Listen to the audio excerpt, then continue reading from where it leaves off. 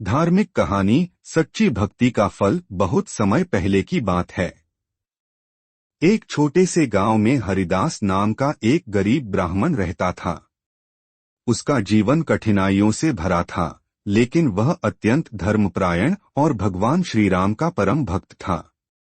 रोज सुबह वह नदी में स्नान करके तुलसी के पत्तों से भगवान राम की पूजा करता और फिर गांव में जाकर लोगों को धर्म की बातें सिखाता। हरिदास का एक ही सपना था, एक बार अयोध्या जाकर रामलला के दर्शन करना। परंतु उसकी आर्थिक स्थिति इतनी खराब थी कि वह यात्रा का खर्चा नहीं उठा सकता था।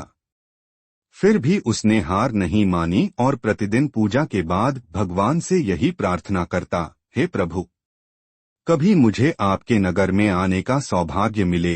एक दिन गांव में एक धनी व्यापारी आया जो अयोध्या यात्रा पर जा रहा था।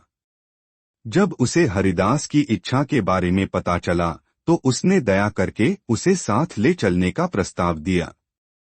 हरिदास खुशी से राजी हो गया।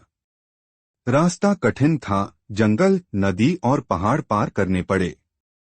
एक दिन जब वे एक घने जंगल से गुजर रहे थे तो डाकुओं ने उन पर हमला कर दिया।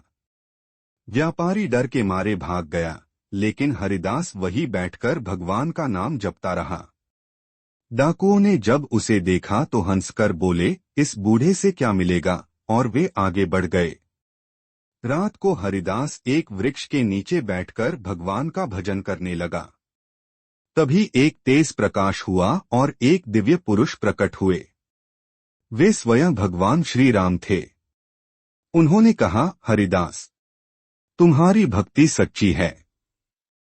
मैं तुम्हारे भाव से प्रसन्न हूँ, इसलिए स्वयं दर्शन देने आया हूँ। हरिदास की आंखों में आंसू आ गए। उसने भगवान के चरणों में गिरकर कहा, प्रभु, अब मुझे अयोध्या जाने की आवश्यकता नहीं, क्योंकि जहाँ आप स्वयं हैं वहीं अयोध्या है। भगवान मुस्कराए और हरिदास को आशीर्वाद देकर अंतर्ध्यान हो गए।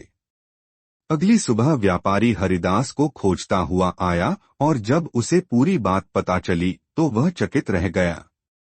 शिक्षा, इस कहानी से हमें यह सीखने को मिलता है कि सच्ची भक्ति धन, स्थान या स्थिति की मोहताज नहीं होती। यदि मन पवित्र हो और विश्वास अटूट हो तो भगवान स्वयं अपने भक्त के पास आ जाते हैं। कर्म, श्रद्धा और धैर्य ही सच्ची भक्ति के आधार हैं।